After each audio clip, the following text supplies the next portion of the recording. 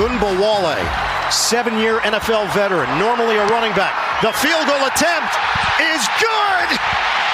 Houston leads! Smiles for everybody inside the stadium. Oh, it was more than smiles. You know what I've got right now. It's big, it's battle red, it's ready to pounce. Oh my God, what a wonderful, for a change, day of professional football in the city of Houston, Texas. Because your beloved Houston Texans took down the Tampa Bay Buccaneers 39-37. Rock and roll! Oh, yeah, man. We got that for you. We might throw some Clay Walker at you today. I'm hyped. I'm pumped. CJ Stroud, holy crap, is all you can say. 470 yards passing, the most by a rookie ever. 5 touchdowns, no interceptions. By the way, that's only been done 6 times in NFL history. That many yards, that many touchdowns. And that's something we never saw from Deshaun Watson. Did we see it from Warren Moon back in the day? I know I sure as hell didn't see it. It was an awesome win. And you are allowed for the next 24 hours to truly enjoy today like it is the greatest day of your life, because yesterday was the greatest day of the Houston Texans' life. And I know what you're thinking, Paul. They've had bigger wins than that. Yeah, but they've all been against the Bengals, okay? This is against the Bucs, Paul. Shut up. Baker Mayfield, too. Stop. Don't bring down my battle red pants tent. You can't stop it. You can't tuck it in the waistband.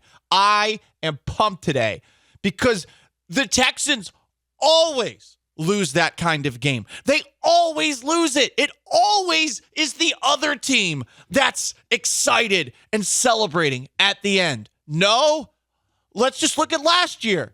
It's Dak Prescott and the Cowboys scoring at the end of the game. Couldn't do that against the Eagles.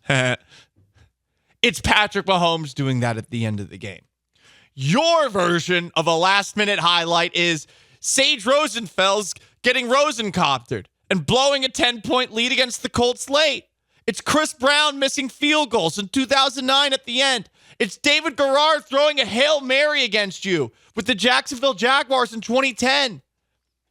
It's wearing Letterman jackets to an NFL Monday Night Football game and getting your doors blown off. It's Brock Osweiler mansplaining interceptions. It's Tom Brady and Russell Wilson leading the last-minute touchdown drives against you. And I don't know if this is going to change things going forward because this franchise has had quite the depressing history.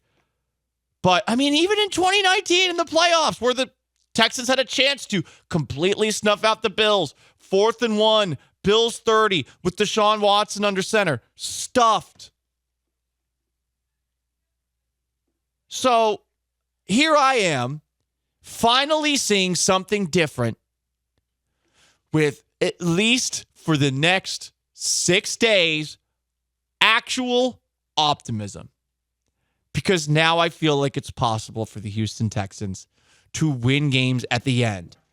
As John and Lance described this morning, hey, the Buccaneers left too much time on the clock for CJ Stroud. Who thought we'd be saying that by week 8 or week 9, whatever week it is? I don't know. I get lost. The bye week always screws it up. It is week 9. Okay. Now we're on to week 10. Now, in the famous words of Bill Belichick, we're on to Cincinnati. But considering where I was, guys, I mean, I was pretty low at the beginning of this game. So I get to NRG Stadium and I realize, oh, the usual guys who are here aren't there. I sat next to Jermaine. Jermaine and I were just sitting back and laughing at some of the misfortune early on. But there was a moment in the middle of the Texans' couple of 3-and-outs and that awful possession that they had right before halftime where I thought to myself, why did I go? Why did I come to this game? I really was thinking about it long and hard, and I thought to myself, okay, maybe maybe I'm going to go home early. I thought about it.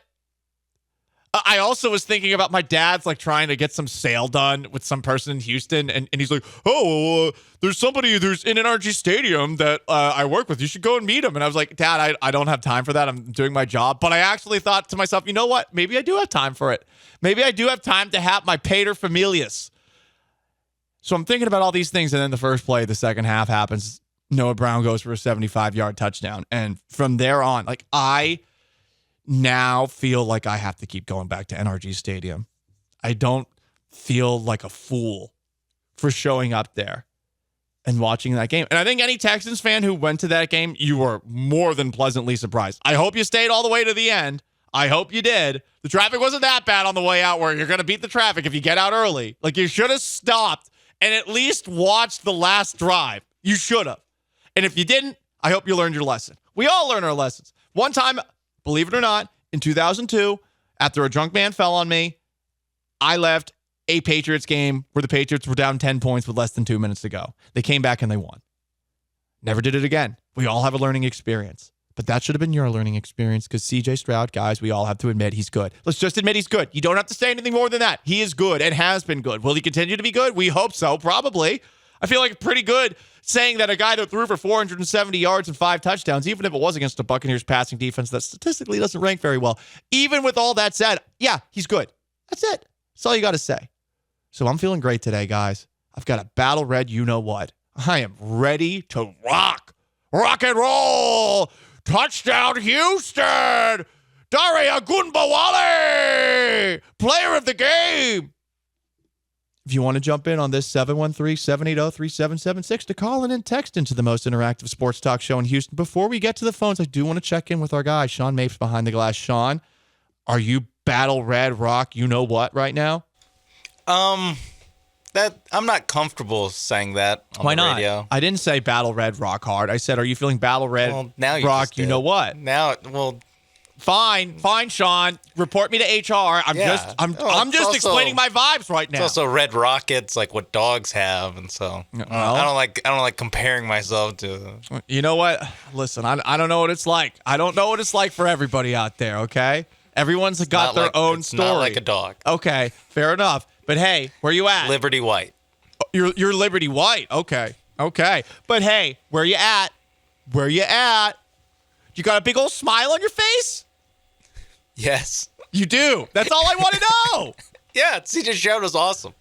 Like you said, this doesn't guarantee that he's going to be an awesome quarterback, but if you throw for 470 yards and 5 touchdowns as a rookie with 0 interceptions, I like your chances to be really good, to be a franchise quarterback. And I think this is one of those games where we're going to look back at when did you know that CJ Stroud had something to him? Yes. And it's going to be this game. It's this game from that perspective, and it is with CJ Stroud under center. I feel like there is a chance in bad moments of good things happening.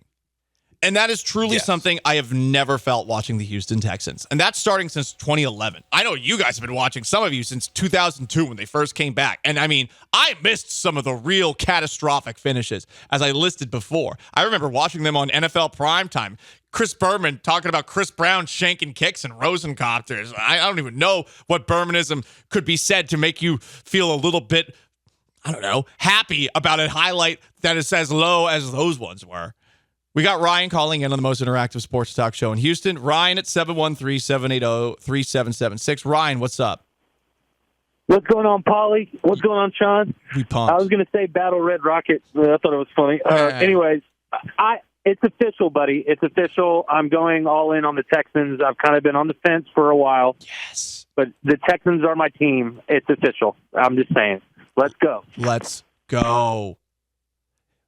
People are back. Now, could this all be gone on Sunday? It could. But hey, let's not look at the possible result of a Bengals game that has not been flexed, probably for the best. Oh, they actually are on to Cincinnati next? They play the Bengals. Oh, my God. Well, let's live it up this week. Don't do that. Do not do that. I'm not letting you do that. I'm not letting anybody do that. Enjoy this. And actually, we have an exciting... I don't know what's going to happen. It might be a loss. it probably will be a loss, but this is a pretty exciting week to go from that to playing a Bengals team that's won 4 in a row. This true measuring stick kind of game for a team that hasn't really played anybody the last couple of weeks. They've played the NFC South. Some Texans, 713-780-3776 from the 832. I'm all jacked up on Deep Steel Blue Chew. Hell yeah, dude. Another text from the 832. Stroud boys, stand back and stand by. Are we comfortable calling ourselves Stroud boys? A lot of people are arguing why this should be a primetime game this coming Sunday. Yes, I agree. Oh, here's our first Debbie Downer from the 281. Hey, Paul, please explain why 470 yards thrown only produces a 2-point victory. Well, the Texas defense isn't very good. They made Bryce Young look good last week. Young threw 2 pick sixes against the Colts on Sunday. They made Baker Mayfield look like Fran effing Tarkenton. They made Desmond Ridder look good. Like, they've made every quarterback in the NFL that they've gone up against, outside of Derek Carr, look good this year. I'm looking at next week's NFL slate. The Sunday night game is Jets at Raiders. I know, and we have Jets Chargers tonight. And Texans Bengals isn't. What are we doing in that? I don't know, man. I don't know. The NFL I used to know would actually put good games on in primetime. Well, they would actually flex games that can be flexed. Sean, I think we're in flex season now. We're in flex season last week too. I would understand them maybe having pause about doing it because I think you have to do it more than a week in advance. I would get them not wanting to do it until they saw that, because it had been 3 weeks in a row where Stroud and the Texans offense were pretty awful. There's also Browns-Ravens. That's another game that's on. Oh, man, it is the East Coast bias. Like that's all you can point at. 49ers-Jags. Wow. They're teams with combined 4 losses. So, and we're getting, who are the Jets playing in this game? Jets-Raiders. Oh, my God. We get Antonio Pierce coaching his second game. Well, you know what? Hey, Antonio Pierce in game number 1. After all that stuff about Josh McDaniels apparently getting triggered by Patriot slander. My God, funny. Is he me? Jesus. That is very funny. By the way, I feel like we've seen this Raiders thing like 6 months ago with Rich Bisaccia. Didn't we just do this with Rich Bisaccia where it's like interim coach comes in after a clown leaves and they win more games than you expect? I feel like that's the Raiders formula.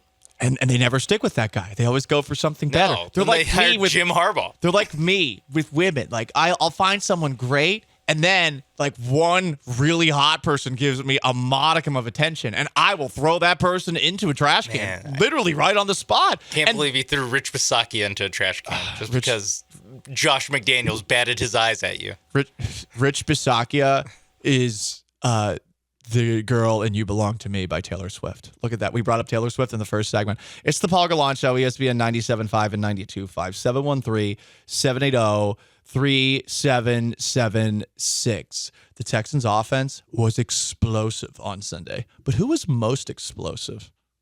We'll talk about it. The most interactive sports talk show in Houston.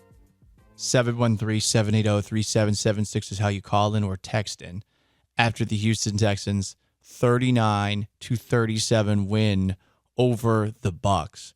Fun text. Everyone owes Lovie Smith an apology. Now, here's the thing. No. But I got a real big kick out of a lot of the people who this January, February, March, April, May, June, and then July until we saw CJ Stroud. I've been getting a big kick out of all those people who are acting like the sky was falling because the Texans tried to win the last game of the season. Oh, no, they're not going to have the number 1 overall pick. Ah! Obviously, you want the number 1 overall pick, but it's not the end of the world to not have the number 1 overall pick because most young quarterbacks are, get this, probably not the answer. And there's a very good chance that the one you take isn't going to work out. But to this point, Stroud is clearly working out. And look, I just think it's funny when people lose their minds over something that really wasn't that big of a deal. This was not, again, misplaced energy. This was not refusing to put Garrett Cole in Game 7 of the 2019 World Series, or leaving Will Harrison in Game 4 of the ALDS. We get mad at the Texans trying to win a game against the Colts. We get mad at Dusty Baker for a variety of different reasons. Interesting. Hashtag interesting. So, how many of y'all have watched a Michael Bay movie? Shawn Mapes, did you see the original Transformers? The first one that he made? Yes. Okay. Great movie. He also made The Rock. Oh, Nicolas Cage, Sean Connery. Are you kidding me? Among other movies. Here's the thing about Michael Bay movies. The plot, lacking. The action, whoa. And panoramic shots that are done in like a 360 way. Like, a person will be standing, looking off into the distance, and they'll have a camera underneath them, and it'll go around in a circle and like slowly rises. This is a trademark of Bad Boys. Oh, yeah. Every single Michael Bay movie, Sean, it's in it. It's in The Rock. It's in every single Transformers. Every single Transformers also used to end with a Linkin Park song, too. And a couple long shots on Megan Fox. Lingering shots. A couple? It's like half the movie. So, Michael Bay, as South Park has described him, is this person that you're about to hear. An 18-wheeler spins out of control, and it's all like, brush! In this huge tanker full of diamonds, craw, craw! Those aren't ideas, those are special effects! I don't understand the difference. Explosive shots. Pew, pew, pew, pew. The Texans finally were Michael Bay explosive yesterday. So here's what we're going to do. I'm just going to read off some numbers for you. Okay, I'm just going to read them off.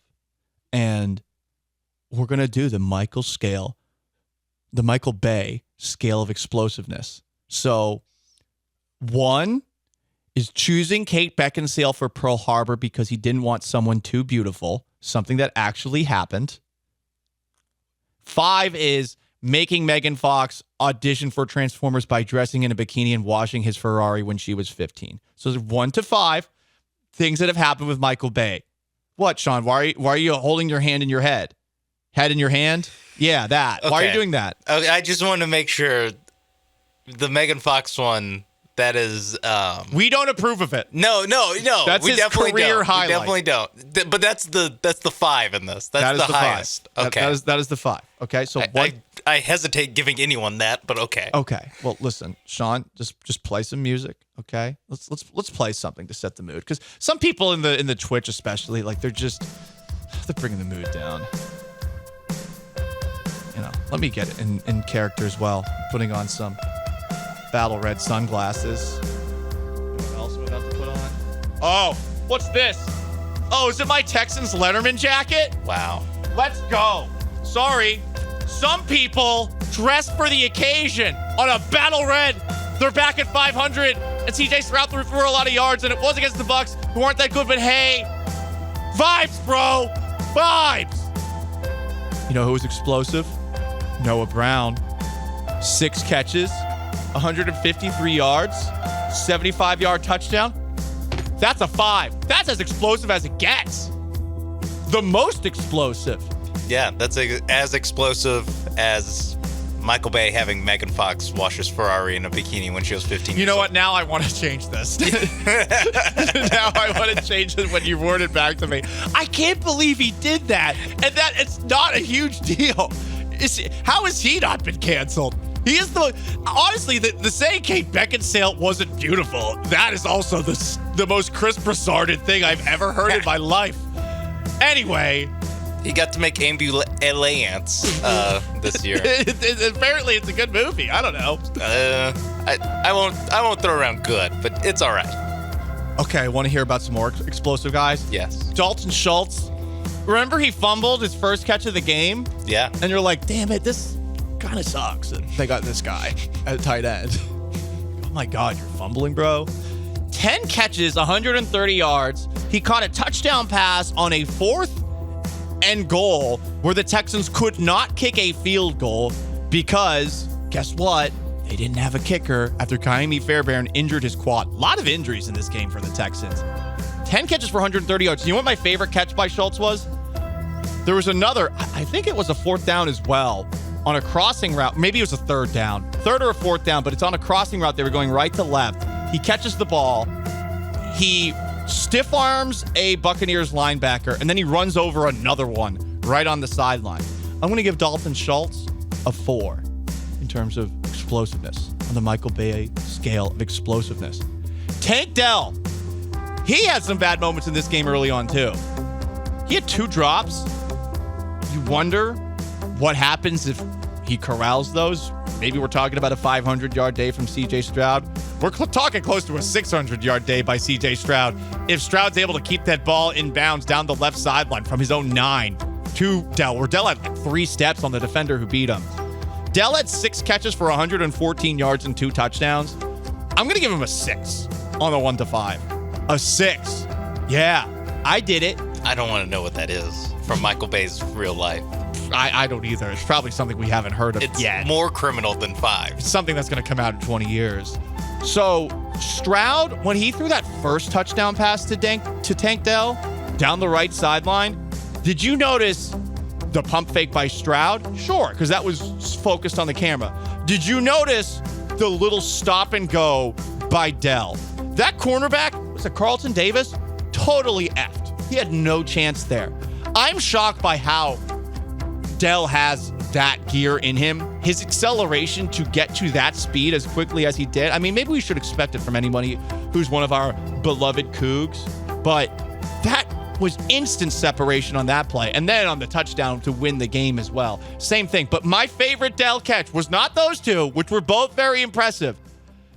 Stroud to Dell on the left sideline to set up the ultimate game-winning touchdown. I don't know how that play happened. I don't know how the Bucs let that happen. Like, that's the one thing you can't do is a sideline pass when the Texans have no timeouts. And to set them up with what is a very makeable touchdown for the end of the game. I don't know how they lost him. And maybe it's just, again, credit to Dell's explosiveness. Nico Collins, we're going to give him a 3. Devin Singletary, 1. Oof. No, they can't run the ball. He had my favorite. Oh, well, yes. No, he couldn't run the ball, but he had my favorite play of the game. What was that? The one where he pitched it yes! back to Bobby C.J. Stroud. Genius. Like I don't even know what you'd call it. It's like a speed option handoff. Last Monday, we were questioning Bobby Slowick's IQ. Today, Mensa. Today, Mastermind, because of that play and other plays. and the ones that actually worked. Yeah. Yeah. There were some that didn't work. There were some that actually weren't bad. Like, I don't know what the Wildcat deal that they did was in the red zone. I was like, come on, this didn't work with Bill O'Brien. They threw a fade too. Yeah. But hey, no, positive vibes. Today's the greatest day of our lives.